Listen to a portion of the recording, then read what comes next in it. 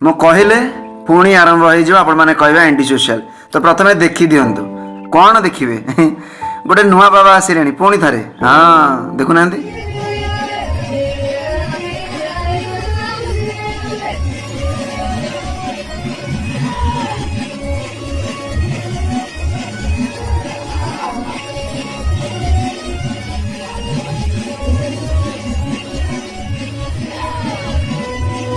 ଏଠି ଧର୍ମଶାଳାରେ କି ହାଇ ଭୋଲ୍ଟେଜ ଡ୍ରାମା ସବୁ ହେଉଛି ଦେଖୁଛନ୍ତି ତ?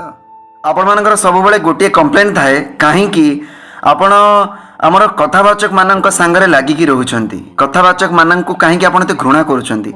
ବନ୍ଧୁ, ମୁଁ ଘୃଣା କରେନି ସେମାନଙ୍କୁ।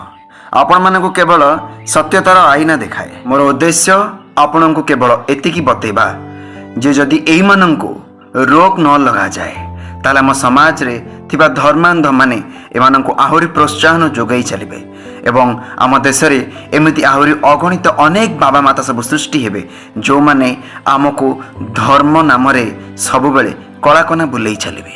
ଆଜ୍ଞା, ଏଇ ଜିନିଷର ପ୍ରଫିଟ୍ କାହାର ହୁଏ? କାହା ଅର୍ଥକୋଷକୁ ଟଙ୍କା ଯାଏ? କିଏ ପପୁଲାରିଟି ପାଏ, କିଏ ପବ୍ଲିସିଟି ପାଏ?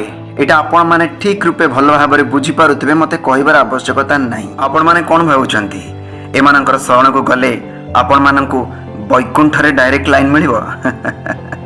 ଅସମ୍ଭବ। କର୍ମ କରନ୍ତୁ, ସଠିକ୍ କର୍ମ କରନ୍ତୁ, ଦେଖିବେ ସବୁ କିଛି ଠିକ୍ ରହିବ। କିନ୍ତୁ କଥାରେ ଅଛି ନା, କହିବି କାହାକୁ ବୁଝିବ କିଏ?